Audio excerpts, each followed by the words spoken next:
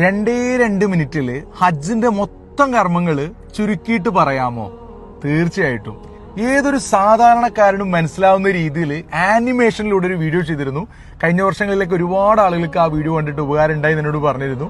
So എന്തായാലും ഇൻഷാ അല്ലാഹ് നിങ്ങൾക്ക് ആ വീഡിയോ ഞാൻ ഇവിടെ കാണിക്കുന്നുണ്ട്. സോ ഈ വീഡിയോ ഹജ്ജിന് പോയ അല്ലെങ്കിൽ ഇനി ഭാവിയിൽ പോകാൻ ആഗ്രഹിക്കുന്ന നിങ്ങളുടെ എല്ലാ ഫ്രണ്ട്സിനും ഫാമിലീസിനും അയച്ചു കൊടുക്കുക. കാരണം ഇതൊരു ജാരിയായ സ്വതക്ക കൂടിയായിരിക്കും. അപ്പോൾ നാളെയാണ് ദുൽഹിജ്ജ 8 യൗമുത്ത് തർവിയ ഹജ്ജിന്റെ പ്രധാന കർമ്മങ്ങൾ തുടങ്ങുന്ന ദിവസം.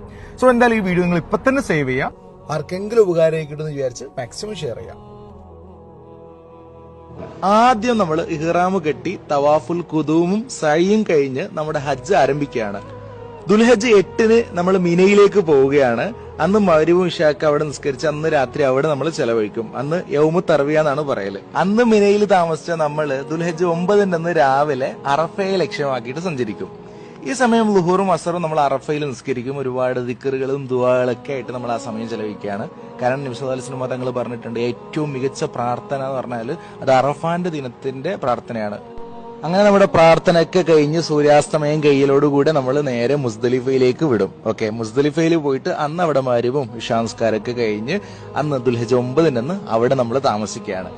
പിറ്റേന്ന് ദുൽഹിജ്ജ് 10 അതായത് പെരുന്നാളിന്റെ ദിവസം നമ്മൾ മിനയിലേക്ക് പോവുകയാണ്. അവിടെ പോയിട്ട് ജംറത്തുൽ അഖബയിലേക്ക് കല്ലെറിയാണ്. അതേപോലെ നമ്മുടെ മുടിയൊക്കെ നമ്മൾ ഷേവ് ചെയ്യാണ്, അല്ലെങ്കിൽ കുറച്ചെടുക്കുകയാണ്. പിന്നെ നമ്മൾ അങ്ങനെ ബലിയിറക്കുന്നു. അതിനുശേഷം ജംറത്തുൽ അഖബയിൽ നിന്ന് നേരെ ഹറമിലേക്ക് നമ്മൾ പോവുകയാണ്.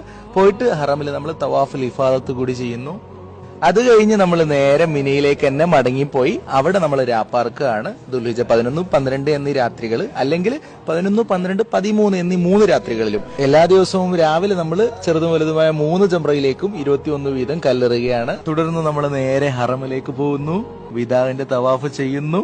അതോടുകൂടെ നമ്മുടെ ഹജ്ജിന്റെ കർമ്മങ്ങൾ പൂർണ്ണമായിരിക്കുന്നു. അങ്ങനെ ലോകത്തിന്റെ നാനാഭാഗങ്ങളിൽ നിന്ന് വന്ന ഹാജിമാര് അവരുടെ സ്വന്തം നാട്ടിലേക്ക് തന്നെ മടങ്ങുന്നു.